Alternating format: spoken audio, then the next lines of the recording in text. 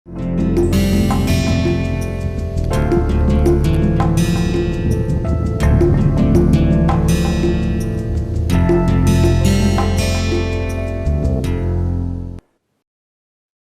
के कुछ वीडियोस में हम मार्केट स्ट्रक्चर या बाजार के संरचना के बारे में बात कर रहे हैं।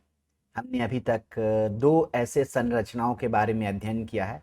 एक है परफेक्टली कॉम्पिटिटिव मार्केट, पूर्ण प्रतिस्पर्धा या पूर्ण प्रतियोगिता वाला मार्केट, और दूसरा हमने एकाधिकारी वाले मार्केट या मोनोपोली वाले मार्केट का अध्ययन किया है। इस वीडियो में अब हम तीसरे मार्केट स्ट्रक्चर के बारे में पढ़ने जाएंगे। ये स्ट्रक्चर जो है वो मोनोपोली से भी कुछ मिलता है और कुछ परफेक्ट कंपटीशन से भी मिलता है, उनके बीच की चीज़ है। ये है मोनोपोलिस्टिक कंपटीशन, जिसको हिंदी में हम एकाधिकारी प्रतिस्पर्धा भी कह सकते हैं। तो इस बाजार को समझने के लिए मैं दो उदाहरण आपको दूंगा। पहला एक उदाहरण दूंगा पेप्सिको कंपनी का, है ना। पेप्सिको एक कंपनी है जो हम जानते हैं मार्केट में पेप्सी मूलतः पेप्सी बेचा करती है, और भी इनके बहुत सारे प्रोडक्ट हैं। सिर्फ पेप्सी कंपनी ही पेप्सी बेचा करती है। क्या हम पेप्सी कंपनी को, पेप्सिको को हम क्या मोनोपोलिस्ट कह सकते हैं? ये सोचने वाली बात है। कोई और कंपनी पेप्सी नहीं बेचती है। तो पहले जो हमने एक डेफिनेशन दिया था कि मार्केट में एक ही फर्म इस वस्तु को बेच रही है, तो उसको हम लोग मोनोपोलिस्ट या एकाधिकारी कहेंगे। यहाँ मेरा क्वेश्चन आपसे है कि क्या मैं पेप्सिको को एकाधिकारी या मोनोपोली वाली कंपनी कह सकता हूँ? मेरा आंसर होगा नहीं कह सकते हैं। तो कारण है कि बाजार में एक दूसरी भी कंपनी है जिसका नाम है कोका कोला। वो पेप्सी जैसा ही कुछ चीज कोक बेचती है ना। पेप्सी जैसा ही ये कोक है। दोनों में बहुत सिमिलैरिटी है, दोनों एक दूसरे के जैसे हैं। हम कह सकते हैं कि दोनों एक दूसरे के नजदीक के स्थानापन्न हैं, और इंग्लिश में कहें तो क्लोज सब्स्टिट्यूट है।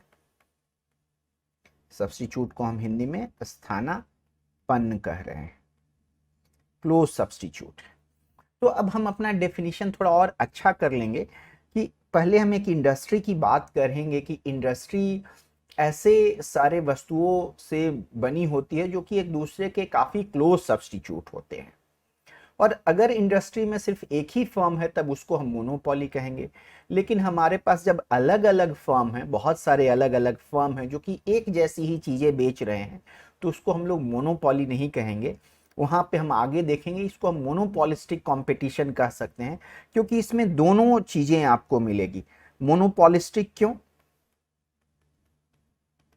मोनोपोलिस्टिक इस वजह से क्योंकि पेप्सी ही सिर्फ पेप्सी बेच रही होगी, कोको कोला ही सिर्फ कोक बेच रही होगी। तो एक ये जो है सो नीचे की ओर ढलता हुआ या डाउनवर्ड स्लोपिंग हिंदी में कहें तो नीचे की तरफ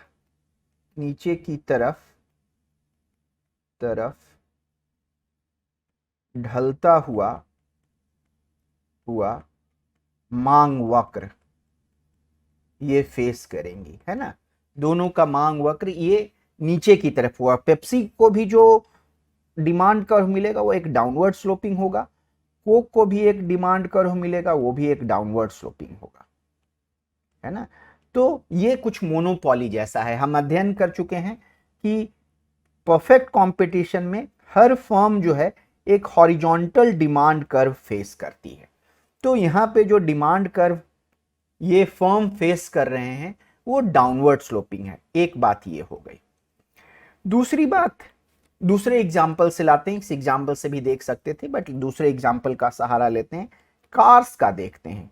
अगर अब कार के मार्केट के बारे में अगर आपको जानकारी है तो इसको ABCD अलग अलग सेगमेंट में बांटा गया है। ए को भी फर्दर A1 A2 सेगमेंट में बांटा गया है।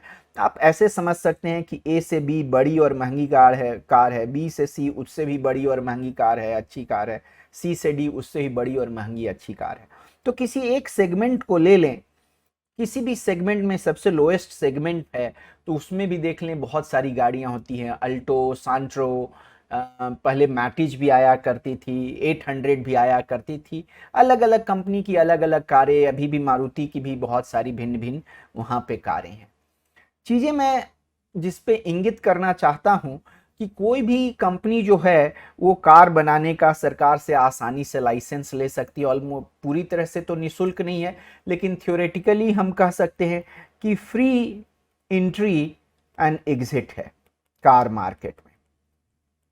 फ्री एंट्री एग्जिट को हम हिंदी में मुक्त या निःशुल्क प्रवेश एवं निकास कह सकते हैं। जैसे आपको पता होगा कि एक फोर्ड इंडिया करके कंपनी थी, जो कि अमेरिकन फोर्ड कंपनी की स्वामित्व वाली कंपनी थी। ये 1 या 2 साल पहले, मुझे ठीक से याद नहीं है डेट, बट अचानक से उन्होंने डिसाइड किया कि वो मार्केट छोड़ना चाहती हैं, तो उन्होंने इजीली निकास कर लिया, अपनी इकाइयों को बेच दिया और निकास कर लिया। सो कहने का मतलब है कि अगर आप मुक्त प्रवेश एवं निकास को सोचेंगे तो ये मोनोपॉली वाले मार्केट में संभव नहीं है। बैरियर्स टू एंट्री होते हैं, बैरियर्स टू एग्जिट होते हैं। कोई नई कंपनी शुरू नहीं कर सकता, कोई पुरानी कंपनी बंद नहीं कर सकता, और उसका इम्प्लीकेशन होता है, उसका प्रभाव मार्केट में देखा जाता है। यहाँ पे आपको मुक्त प्रवेश एवं निकास है, ये परफेक्टली कॉम्पिटिटिव मार्केट जैसा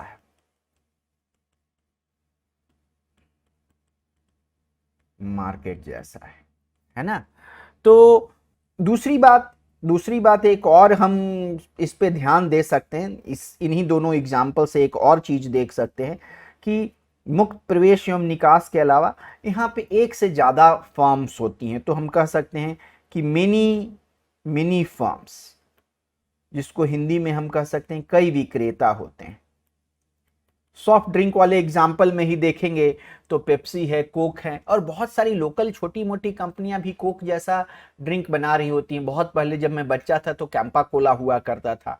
अब अलग अलग कंपनियां फिज ड्रिंक बना रही हैं। अगर आप उस कोल्ड ड्रिंक को रिफ्रेशमेंट ड्रिंक की तरह भांति समझेंगे तो लस्सी भी एक तरह का क्लोज सब्स्टिट्यूट हो सकता है, उसको भी इसमें मॉडल किया जा सकता है। क्योंकि अगर कोक और पेप्सी का दाम बहुत बढ़ जाए तो लोग कोक पेप्सी ना पेश करके लस्सी पेश करने लगेंगे, चाय का मार्केट। तो ये डिपेंड करता है कि हम कैसे डिफाइन करते हैं, लेकिन हम कह सकते हैं कि थ्योरेटिकली जब सैद्धांतिक बात कर रहे हैं तो हम बात कर सकते हैं कि हमारे पास मोनोपोलिस्टिक कंपटीशन में मेनी फर्म्स होते हैं, कई विक्रेता होते हैं। तो ये इसको एक मान लें। दूसरा, हमने पहले ही बात कर लिया कि फ्री एंट्री एवं एग्जिट होता है, फ्री एंट्री एंड एग्जिट, जिसको मुक्त प्रवेश या निःशुल्क प्रवेश एवं निकास कर सकते हैं। और तीसरी बात हम डिस्कस कर चुके हैं, जो हमने इंगित नहीं किया है क्लियरली। क्यों हमने बात की कि परफेक्टली कॉम्पिटिटिव मार्केट में हॉरिजॉन्टल कर्व होता है, डिमांड कर्व होता है, और मोनोपोलिस्टिक कंपटीशन मार्केट में डाउनवर्ड स्लोपिंग डिमांड कर्व होता है। ऐसा क्यों होता है? यहाँ पे अगर कोई फर्म अपना प्राइस बढ़ाती है तो उसके पास कोई नहीं खरीदेगा। ऐसा पेप्सी के साथ नहीं होगा। अगर पेप्सी अपना दाम थोड़ा बढ़ा लेता है तो हो सकता है कुछ लोग कोक खरीदने लग जाएं, लेकिन कुछ को पेप्सी जरूर पसंद आती होगी कि वो पेप्सी ही खरीदेंगे। या थम्सअप अपना प्राइस बढ़ा दे। थम्सअप का ऐसा मार्केट है कि कुछ लोग प्राइस बढ़ाने से थम्सअप पीना बंद कर देंगे, लेकिन बहुत सारे लोग फिर भी ऐसे होंगे कि थम्सअप ही थोड़ा प्राइस बढ़ने पे पीते रहेंगे, है ना। तो इसलिए यहाँ पे हम देखते हैं कि एक डाउनवर्ड स्लोपिंग कर्व होता है, यहाँ पे फ्लैट कर्व होता है, जिसकी बात कर लें। लेकिन यहाँ पे और हम समझें कि डाउनवर्ड स्लोपिंग कर्व के पीछे कारण क्या होता है, तो कारण होता है जिसको हिंदी में हम कह सकते हैं उत्पाद विभेदीकरण, और इसको हम विशिष्टीकरण भी कह सकते हैं। विशिष्टीकरण, दोनों का स्लाइटली डिफरेंट मीनिंग है। यहाँ पे इसको विभेदीकरण हो गया डिफरेंशिएशन, एंड विशिष्टीकरण हो गया स्पेशलाइजेशन। सो हम दोनों का यूज कर सकते हैं। जैसे कोक और पेप्सी दोनों एग्जैक्टली सेम प्रोडक्ट नहीं है, थोड़ा थोड़ा डिफरेंस है। इस वजह से कोक की लॉयल्टी है मार्केट में। कुछ लोग कोक पीना ही पसंद करते हैं, कुछ लोग थम्सअप ही पीना पसंद करते हैं, कुछ लोग पेप्सी ही पीना पसंद करते हैं। उसी तरह जब गाड़ियों की बात होती है, कुछ लोग मारुति कार पसंद करते हैं, तो कुछ लोग क्या कहते हैं जनरल मोटर की कार, या आपको हुंडई की कार पसंद करते हैं, टाटा महिंद्रा की कारें पसंद करते हैं। तो हर कार एक दूसरे कार से डिफरेंट होती है। तो हम कह सकते हैं कि यहाँ पे हम लोग प्रोडक्ट डिफरेंशिएशन देखते हैं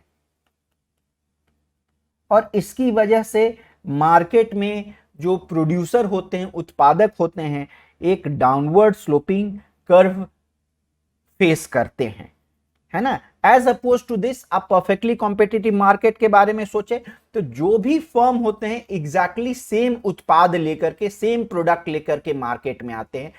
दो फर्म का उत्पाद डिफरेंट नहीं होता है, सेम ही होता है, बिल्कुल एक सेम ही होता है। वहां पे हमने टर्म यूज किया था होमोजीनियस, कि वो उनका उत्पाद जो है होमोजीनियस। तो होमोजीनियस को हमने हिंदी में एक रूप कहा था, कि वो एक रूप होते हैं, बिल्कुल एक जैसे ही होते हैं। तो ये डिफरेंस है perfectly competitive market and monopolistic competition में।